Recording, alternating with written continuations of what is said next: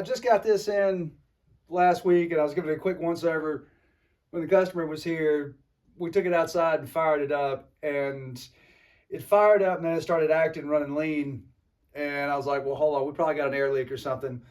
Let's see what's going on. And it's a nice example of an 044 metal tag, non-decomp. So this is an early one. A couple of things to point out if you're interested in one of these, because this is a shining example of nobody's monkeyed around with this. This saw is all original. I mean, it's got a lot of scuffs, got a lot of use, but it's got all the right stuff. So let's take a look. And this is just going to be a quickie. That's the old style. If you look on there, it says this is the original fuel filter, which I believe is a problem. This fuel line shouldn't be this long. It's soft. It does not fit too terribly well where it comes through the tank up there. And I'm just going to throw one of the updated fuel lines on it. Hopefully that will do it. I did take the carburetor apart just to make sure that the screen wasn't blocked. So this on the pump side, and there's a couple of things worth noting here. That gasket is, or the diaphragm is in terrible shape, but I've seen worse. But if you notice, there's globules of water there as well. But the cool thing about this is, and I've never seen one of these, if you'll notice, this is Ammo's C3M carburetor that came on the early 044s. Does not have the IntelliCarb, so there's normally like a snorkel on that side. This one does not have that. But I've seen them made in China. That was the latest iteration of them. And I've also seen Hong Kong. However, I've never seen one made in Japan. I thought that was awful cool. And there were two top ends available on this 10 millimeter setup. And the reason how you know it's a 10 millimeter setup is if you look behind the brake, this is angled down as opposed to coming straight out and over. But you'll see on the top of this cylinder that there is, here, let me get something to point with. Right there, that is a KS cylinder. So Kolben Schmidt, as opposed to Mahle, is the preferred top end on this. So this thing's, that's what you want. If you want an 044, 10 millimeter top end, yada, yada, yada. The 10 millimeter refers to the wrist pin that goes through the small end of the rod and connects the piston. So, it's just a shining example of, and these saws, they run great. They're light, they're nimble. It made them what they are. And to see one with all its pieces and parts that it came with is truly impressive. Let me swap out this fuel line, and I'm actually going to take this fuel filter apart and take a look at it. These were not known for like great filtration. We'll leave it at that. You'll see what's inside. All right, so I poured the fuel out, and yes, just like the carburetor suggested, I want to say, I don't know, I think that's just plain old water. It's usually thicker when it's phase separation. So somehow or another, he got water in his fuel can. And here, I'll take you in a little closer, and I'll show you this primitive fuel filter that they used to use. I swear I thought this used to be plastic, but maybe it's rubber, or the plastic's just deteriorated from the gasoline. So there's a little weighted cover right here, and then inside is just a piece of foam. And you can see like there's hardly anything in it. I can't believe the internal screen. And again, I didn't do anything. Here, take in here and look. That internal screen is clear. I just popped the cap off and I thought, okay, this will make for some good content. Let me get this tidied up and see if we can't get her to run. Let's all say a little prayer for this poor fuel line that just couldn't do anymore. And just because this one's green and this one's black, it's the exact same thing. Stihl has upgraded the rubber that they use to be a little bit more ethanol fuel friendly. Fuel lines installed, blew the tank out, make sure there wasn't any moisture left in there, fill it up, get some good gas in there, blah, blah, blah. Here's another cool item right here. There's some 90s vintage air filter. This one is not original, even though this is what should have come on it back then. But you'll notice these may have needed to be oiled. I'll have to look it up. I can't remember. A lot of times some of these say no oil and some of them do say oil. But anyway, she's sturdy.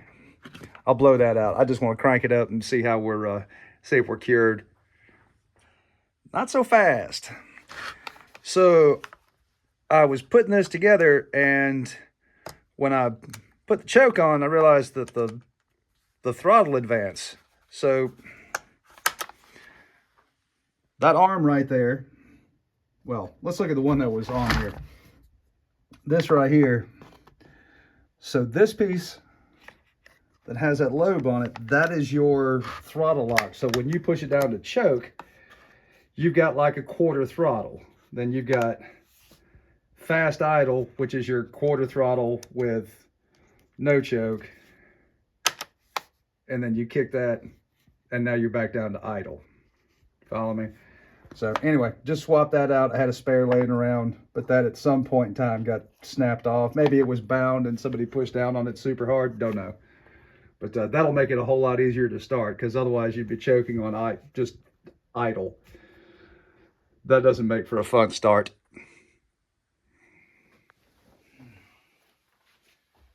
What's the first thing you're supposed to do when you inspect the saw?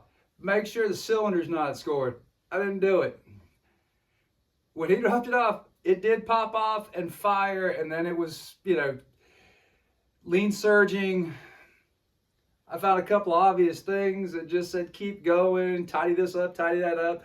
No brainer repair, buddy, be happy, everything's off and running. And here, let's go take a look. Oh, it's terrible. Nothing that can't be fixed. It's just, we'll have to see how bad the cylinder is. I'm not going to tear it apart. But let's see if I can't get you in there just a little bit tighter.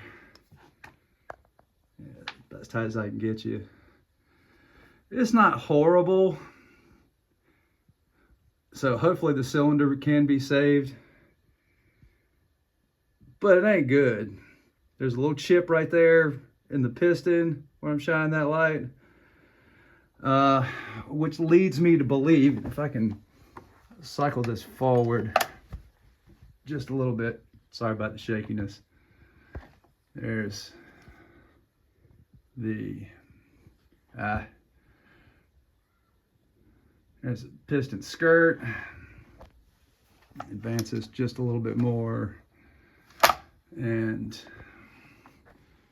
I don't know if you can be able to get in there and see the plating, whether or not it'll focus. No, it won't. It wants to focus on the muffler. I won't know until I pull top end off of here what's hurt. Dang. Here, let's pull this off. Let's see if they play in the bearings. Crankshaft feels really stable, but like I said, it's going to take pulling the top end off to see what's up. To be continued. Man, that sucks. All right, I got everything unbolted. Let's see if we can't slide this cylinder off and see what's going on inside.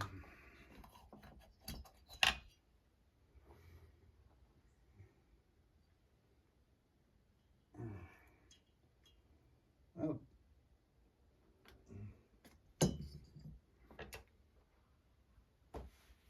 Oof. Yeah, this was definitely a fuel issue. Water's a horrible lubricant. So for what it's worth, anytime you see scoring on the intake side of the piston, that is typically from a lack of lubrication. You think about it, there's no heat on this side of the cylinder. Let me back you out a little bit here. So as your fuel and air and your lubricant, your oil, go in through the intake, you know, this is down here at the bottom of the cylinder, away from the combustion chamber. So, ugh. Okay, that's just gook. Well, that doesn't look too terribly bad. Ugh. Well, that's probably why it didn't fire off for me, was from that residual water in the gas. But we'll have to see if this can be saved, the cylinder can be saved, and throw a fresh piston at it. Let's have a look at the... Oof. Yeah, there was definitely a bunch of water in the crankcase. Connecting rod looks good. Crank looks good. Like I said, there's no play in the bearings. So hopefully there's enough plating left in here. I can clean this up and save this very valuable early 044 Kolb & Schmidt cylinder. I'll do a follow-up if there's an issue.